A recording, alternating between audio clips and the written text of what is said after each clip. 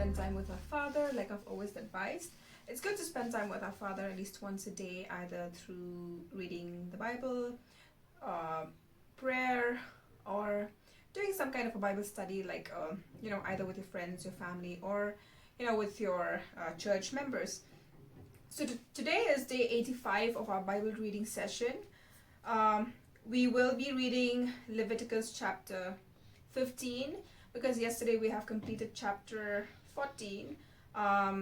We will get right into it. Before we go ahead, we will first read the verse of the day. Today's verse is Proverbs chapter 16 verse 9. In their hearts humans plan the course, but the Lord establishes their steps. Oh my goodness. So this verse is a verse that I've it's been I feel like God has been planting it in my head for quite some time, especially these last few days, because there's been some things that I've been in my head. I'm planning things out, but then I always remember that even though I plan my things, but then God's ways are always going to be different, right? Or God's way is going to do it His way, right? So what I plan is really will just be my plans, but then God will establish the steps, right? So in their hearts humans plan their course, but the Lord establishes their steps. All right, so this is the verse of the day. I will get into reading the chapter. I will read using the tablet itself. It's more convenient for me. All right. So Leviticus chapter 15, here it talks about discharges causing uncleanness.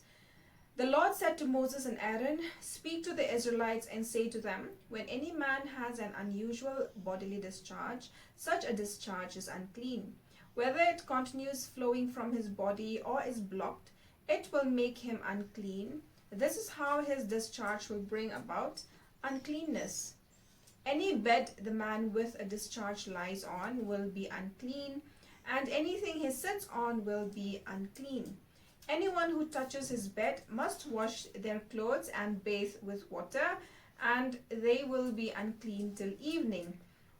Whoever sits on anything that the man with a discharge sat on must wash their clothes and bathe with water, and they will be unclean till evening." I'm sorry, I have my dog. He's actually quite sick. He's not been eating for many days now, so I'm just trying to comfort him, bring him into my room just so that he doesn't feel so lonely.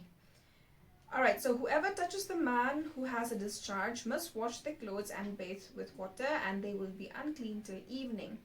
If the man with the discharge spits on anyone who is clean, they must wash their clothes and bathe with water, and they will be unclean till evening. Everything the man sits on when riding will be unclean. And whoever touches any of the things that were under him will be unclean till evening. Whoever picks up those things must wash their clothes and bathe with water, and they will be unclean till evening. Anyone the man with a discharge touches without rinsing his hands with water must wash their clothes and bathe with water, and they will be unclean till evening. A clay pot that the man touches must be broken, and any wooden article is to be rinsed with water.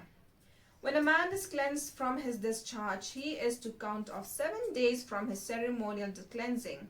He must wash his clothes and bathe himself with fresh water, and he will be clean. On the 8th day, he must take 2 doves or 2 young pigeons and come before the Lord to the entrance to the tent of meeting and give them to the priest. The priest is to sacrifice them, the one for a sin offering and the other for a burnt offering. In this way he will make atonement before the Lord for the man because of his discharge. When a man has an emission of semen, he must bathe his whole body with water, and he will be unclean till evening. Any clothing or leather that has semen on it must be washed with water, and it will be unclean till evening. When a man has sexual relations with a woman and there is an emission of semen, both of them must bathe with water, and they will be unclean till evening. When a woman has her regular flow of blood, the impurity of a monthly period will last 7 days, and anyone who touches her will be unclean till evening. Anything she lies on during her period will be unclean, and anything she sits on will be unclean. Anyone who touches her bed will be unclean. They must wash their clothes and bathe with water, and they will be unclean till evening. Imagine in today's time if we have to practice this. I mean, imagine for us women, I mean, we get our monthly periods, and our friends, let's say, we have a boyfriend or maybe a husband, right? They wouldn't be able to sit on our bed. That would be so sad. But again, we are grateful that we don't have to follow all these in our today's time, because Jesus has come. Jesus came to die for us, and he's done off with all of these, right? Anyone who touches anything she sits on will be unclean. They must wash their clothes and bathe with water, and they will be unclean till evening. Whether it is the bed or anything she was sitting on, when anyone touches it, they will be unclean till evening. If a man has sexual relations with her and her monthly flow touches him, he will be unclean for 7 days. Any bed he lies on will be unclean. When a woman has a discharge of blood for many days at a time other than her monthly period, or has a discharge that continues beyond her period, she will be unclean as long as she has the discharge, just as in the days of her period. Any bed she lies on while her discharge continues will be unclean, as is her bed during her monthly period. And anything she sits on will be unclean as during her period. Anyone who touches them will be unclean. They must wash their clothes and bathe with water, and they will be unclean till evening. When she is cleansed from her discharge, she must count off 7 days, and after that she will be ceremonially clean. On the 8th day she must take 2 doves or 2 young pigeons and bring them to the priest at the entrance to the tent of meeting. The priest is to sacrifice one for a sin offering and the other for a burnt offering. In this way he will make atonement for her for the Lord, for the uncleanness of her discharge. You must keep the Israelites separate from things that make them unclean, so that they will not die in their uncleanness for defiling my dwelling place, which is among them. These are the regulations for a man with a discharge, for anyone made unclean by an emission of semen, for a woman in her monthly period, for a man or a woman with a discharge, and for a man who has sexual relations with a woman who is ceremonially unclean.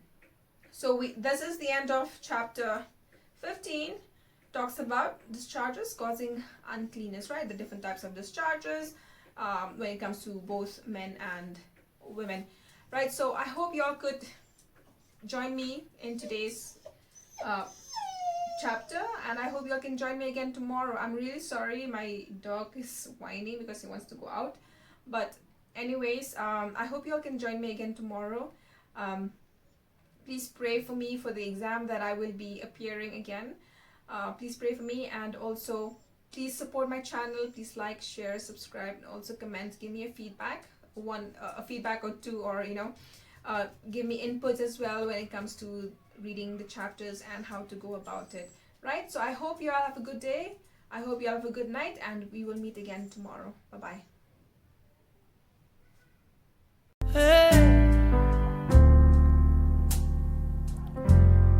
Blessed assurance,